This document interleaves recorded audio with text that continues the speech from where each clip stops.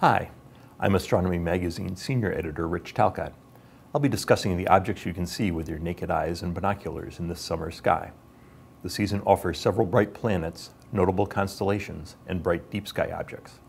You can locate all the night sky sites I talk about with the Star Dome on our website at www.astronomy.com/stardome.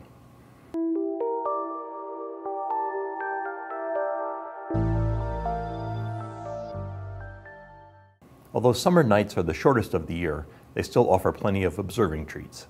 As darkness falls in early summer, look about halfway up in the southwestern sky. The brightest object you'll see is Saturn. The rain planet resides among the background stars of Virgo and glows slightly brighter than that constellation's brightest star, Spica. By summer's end, Saturn will dip low in the western twilight. Mercury also appears in the evening sky, although only during July shortly after sunset.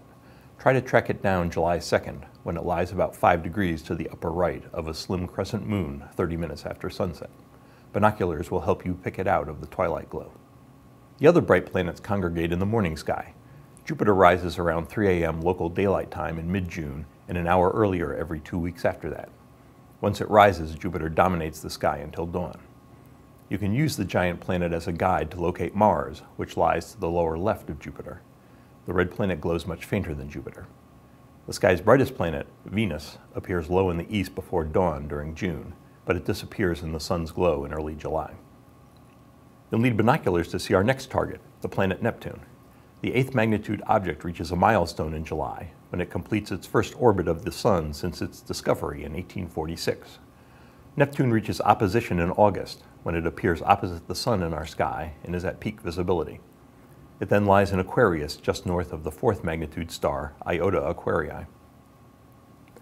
2 eclipses highlight June's sky events, although neither will have much impact on North America. On June 1st, the moon will take a bite from the sun for residents in northern Europe, northeastern Asia, and far northern North America. People in the northern 2/3 of Alaska and much of northern and eastern Canada will see the moon hide up to 20% of the sun. Maximum for this solar eclipse occurs along Russia's north coast, where 60% of the sun disappears.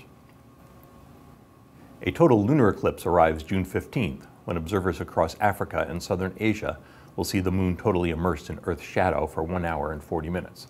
Those in Australia, much of Europe, and eastern South America will witness at least part of this eclipse.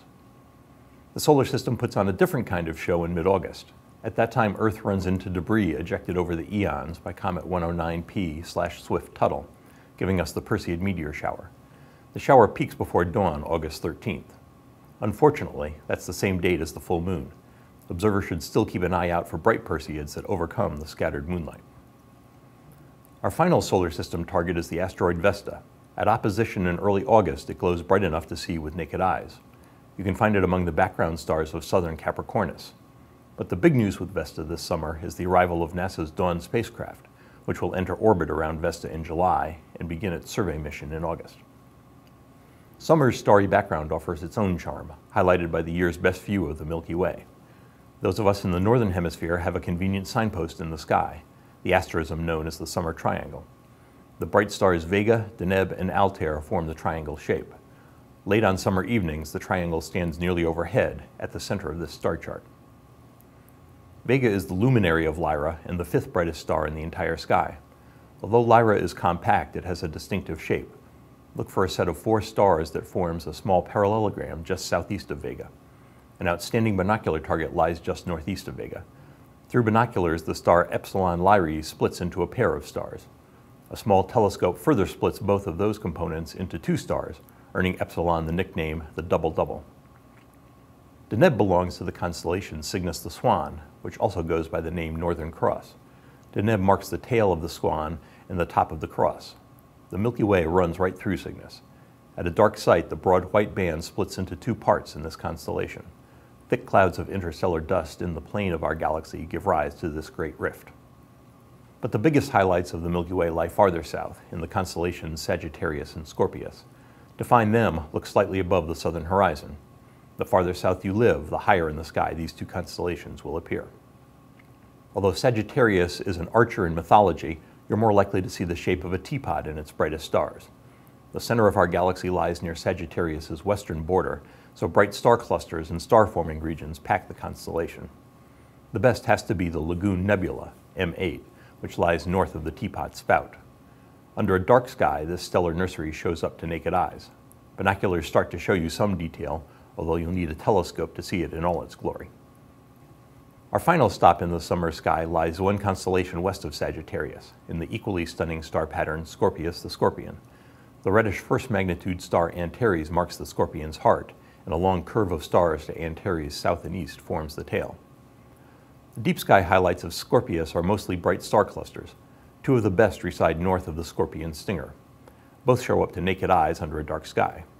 M7, at the lower left of this photo, spans more than twice the diameter of a full moon, despite lying 900 light-years from Earth.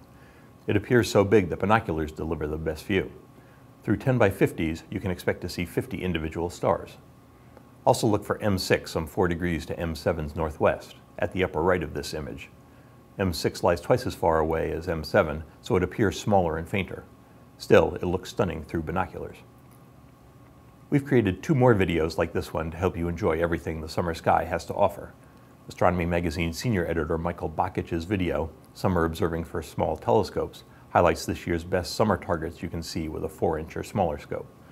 Astronomy Magazine editor Dave Eicher's video, Observing Summer Deep Sky Objects with a Large Telescope, highlights this year's best summer deep sky objects visible with an 8-inch or larger instrument. Both of these videos are available for Astronomy Magazine subscribers at astronomy.com/videos. Senior editor Michael Bakich will be back this fall to talk about what's on view during the pleasant nights of autumn.